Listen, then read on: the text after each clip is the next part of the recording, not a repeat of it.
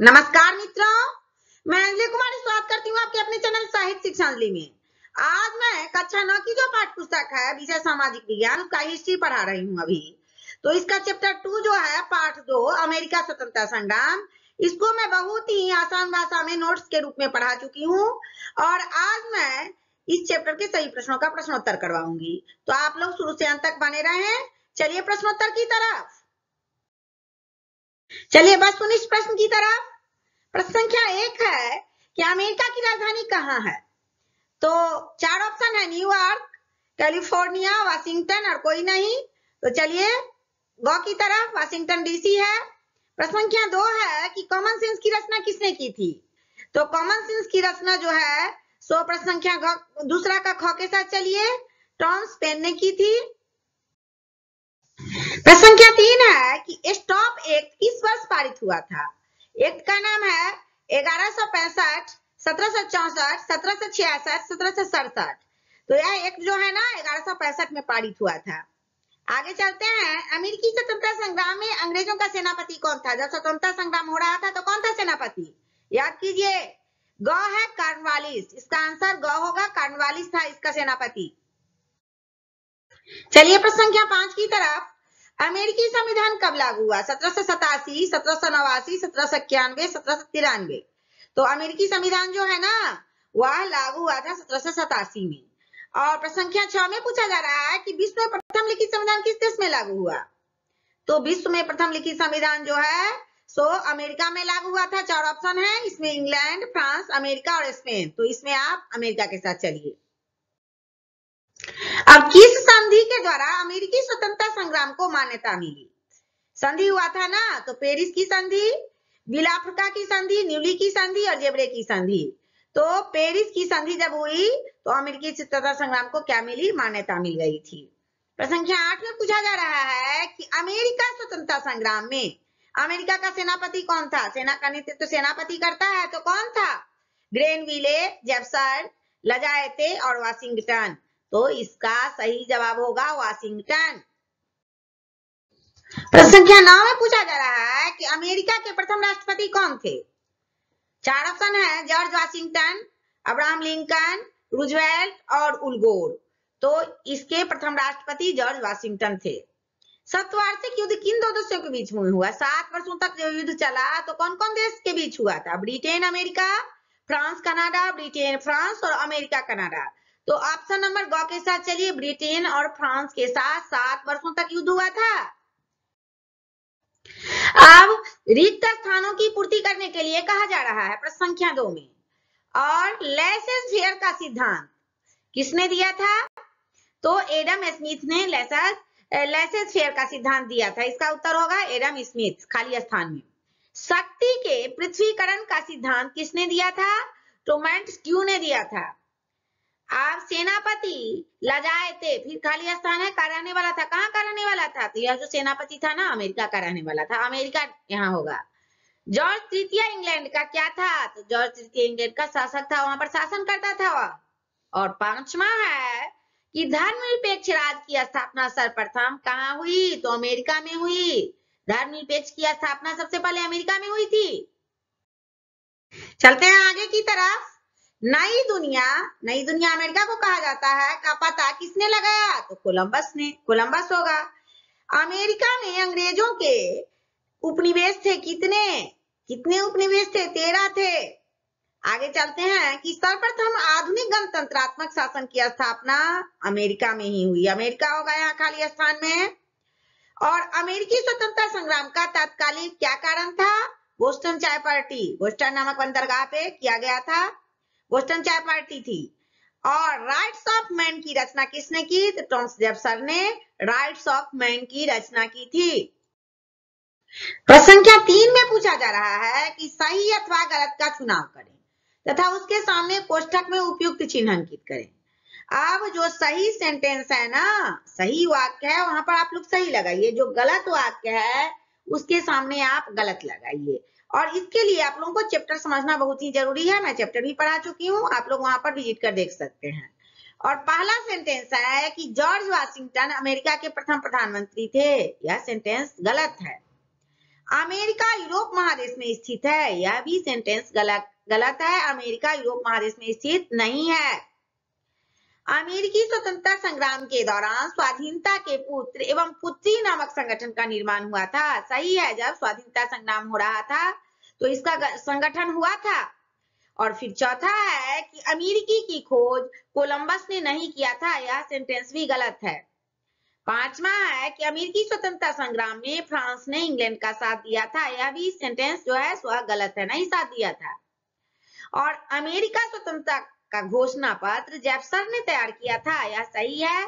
जब स्वतंत्र हो गया तो घोषणा पत्र जो तैयार किया गया स्वतंत्रता के बाद, तो जेफरसन ने इसको तैयार किया था। फिर आगे है कि स्टाम्प एक्ट ग्रेनविले के समय पारित हुआ था। यह भी सही है, ग्रेनविले उस समय थे तो वही ने स्टाम्प एक्ट को पारित किया था। अब निम्नलिखित का अर्थ 10 शब्दों में लिखें। 10 शब्द में कम से कम इसका अर्थ बताना है। और क्या है सो देखिए कि गणतंत्र के बारे में, कि गणतंत्र क्या होता है। तो गणतंत्र अर्थात जनता के द्वारा निर्वाचित प्रतिनिधियों का जनता के हित में शासन करने की प्रक्रिया को हम लोग क्या कहते हैं, गणतंत्र कहते हैं। हम लोग भी गणतंत्र के अंदर आते हैं। और मौलिक अधिकार क्या होता है, क्योंकि हम लोग जो है ना तो जनता के द्वारा ही जो निर्वाचित प्रतिनिधि होते हैं वही राज्य करते हैं और जनता के हित में शासन करना है उनको। अब आगे देखिए दूसरे पर मौलिक अधिकार है। मौलिक अधिकार क्या होता है, किसी देश के विधान के द्वारा वहां के नागरिकों को जो अधिकार दिए जाते हैं। हर एक देश में जो विधान होता है वहां नागरिक जो रहते हैं, लिव करते हैं, तो उनको अधिकार दिया जाता है। स्वतंत्रता का अधिकार, समानता का अधिकार, शिक्षा का अधिकार, बहुत तरह के अधिकार हैं। तो नागरिक को अधिकार जो दिया जाता है वह विधान के द्वारा ही दिया जाता है, अपने मन से कोई अधिकार पारित नहीं होता। तो उसे हम क्या कहते हैं, मौलिक अधिकार कहा जाता है उसे। मताधिकार के बारे में कहा जा रहा है, यहाँ भी 10 शब्द में लिखना है। तो मत के अधिकार को मताधिकार कहेंगे। तो मतदान करने के अधिकार को क्या कहते हैं, मताधिकार कहते हैं। आप लोग भी मतदान करते होंगे। अब उपनिवेश के बारे में पूछा जा रहा है कि उपनिवेश क्या होता है। तो जब किसी एक देश के द्वारा, कोई एक देश है और उसके द्वारा किसी दूसरे देश के कुछ हिस्सों पर अधिकार जमाया जाता है, जबरदस्ती कब्जा किया जाता है, तो दूसरे देश का वह हिस्सा पहले देश का उपनिवेश कहलाता है। दूसरे देश का पहले तो किसी और देश का रहता है, अब हम कब्जा कर लिए तो वह मेरे देश का उपनिवेश कहलाएगा। राजतंत्र क्या होता है, वह तंत्र जो राजसत्ता में केंद्रित हो तथा वहां के सर्वोच्च शक्ति राजा में निहित हो। सर्वोच्च कौन होते हैं, जो राष्ट्रपति होते हैं और देश का प्रथम नागरिक होते हैं। तो सर्वोच्च शक्ति जिसमें राजा में निहित हो तो उसे को हम राजतंत्र कहेंगे। बिना समय गंवाए हुए चलते हैं लघुत्तरीय प्रश्न की तरफ। प्रश्न संख्या 1 है लघुत्तरीय का कि अमेरिका या नई दुनिया की खोज क्यों हुई आखिरकार इसकी खोज।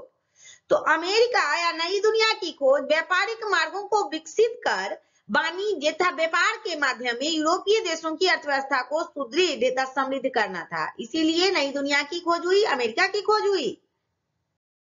संख्या 2 है कि मुक्त व्यापार के सिद्धांत ने उपनिवेशवासियों को क्रांति के लिए प्रेरित कैसे किया, कैसे आंदोलन के लिए प्रेरित किया। तो उसी वक्त वहां उन्मुक्त व्यापार की धारणा का भी विकास हो रहा था। जिस समय क्रांति हो रही थी ना, उसी समय यह भी विचार लोगों के मन में आया और जिसमें राज्य द्वारा व्यापार को नियंत्रित करने का विरोध किया गया था। अब उसके बाद क्या हुआ देखिए, उपनिवेशवासी अपने व्यापार अथवा अन्य कार्यों में इंग्लैंड का हस्तक्षेप करना पसंद नहीं करते थे। इंग्लैंड जो था उसमें टपक जाता था, अपना राय परामर्श देने लगता था, लेकिन ये लोग पसंद नहीं करते थे। इसीलिए उपनिवेशवासी के मध्यम वर्ग के लोग, उपनिवेशवासी जो थे उनके जो मध्यम वर्ग के लोग थे, वो इंग्लैंड के कुलीन वर्गीय शासन का अंत चाहते थे कि इस शासन का अंत हो जाए।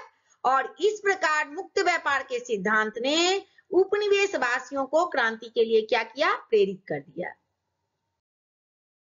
प्रश्न संख्या 3 में पूछा जा रहा है कि अमेरिकी स्वतंत्रता संग्राम ने फ्रांस पर भी प्रभाव डाला, कैसे। जब अमेरिका स्वतंत्र हो गया तो फ्रांस पर भी इफेक्ट पड़ा, कैसे। तो अमेरिकी स्वतंत्रता संग्राम में फ्रांसीसी सैनिकों ने भी भाग लिया था और उसका बाद क्या हुआ, जब वो अपने देश लौटे तो उन्होंने वहां की जनता को निरंकुश राजतंत्र के प्रति जागरूक करने का प्रयास किया। वहां का जनता को कहा कि अब तुम लोग भी जागरूक हो जाओ। और दूसरी ओर फ्रांस की अर्थव्यवस्था की भी क्या थी, बुरी तरह से प्रभावित हो गई स्वतंत्रता संग्राम से, अमेरिकी स्वतंत्रता संग्राम के बाद। प्रश्न संख्या 4 में पूछा जा रहा है कि नई दुनिया की खोज इंग्लैंड के लिए वरदान साबित हुआ कैसे, अर्थात अमेरिका की खोज जो है वह इंग्लैंड के लिए वरदान साबित हो गया। कैसे? तो नई दुनिया की खोज इंग्लैंड के लिए इसीलिए वरदान साबित हो गया क्योंकि अमेरिका के रूप में उन्हें एक कीमती उपनिवेश मिला। और उसके कारण क्या हुआ, दोहन में इंग्लैंड अपनी अर्थव्यवस्था को सुदृढ़ एवं समृद्ध बना सकता था। आगे पूछा जा रहा है कि क्या अमेरिकी स्वतंत्रता संग्राम के परिणामों ने औपनिवेशिक विश्व को प्रभावित किया या नहीं, यही पूछ रहा है यहाँ पर। तो प्रभावित तो किया ही, यह तो सच बात है। और कैसे किया वो देखिए, अमेरिकी स्वतंत्रता संग्राम की सफलता ने अन्य उपनिवेश देशों को अपनी स्वतंत्रता की प्राप्ति को उत्साहित किया। उसको जो स्वतंत्र होते हुए देखे ना इंग्लैंड से, तो अपनी स्वतंत्रता के लिए सब जो है सो उत्साहित हो गए। और उसके बाद क्या हुआ, उसके बाद अन्य क्रांतियों ने क्या किया, जन्म ले लिया। फिर अलग अलग तरह से क्रांति होने लगा, फ्रांस की क्रांति हुई और भी क्रांति हुई। अब अमेरिका स्वतंत्रता संग्राम के 3 प्रमुख कारणों की विवेचना कीजिए कि क्यों हुआ था आखिरकार स्वतंत्रता संग्राम, क्यों युद्ध हुआ। 3 कारण पूछा जा रहा है यहाँ पर। अमेरिकी स्वतंत्रता संग्राम के 3 प्रमुख कारण थे और वो कारण निम्नलिखित हैं। देखिए आप लोग कि उपनिवेशों में राजनीतिक स्वायत्तता का अभाव था, और उपनिवेशों में अभाव जब हो गया तो अमेरिकी उपनिवेशों में रहने वाले अधिकतर जो लोग थे ना वह अंग्रेज के थे, इंग्लैंड के थे, वहां जो रह रहे थे सो। जब वो इंग्लैंड के थे तो ये लोग इंग्लैंड की संसदीय व्यवस्था एवं विधि विधान को देख भी रहे थे।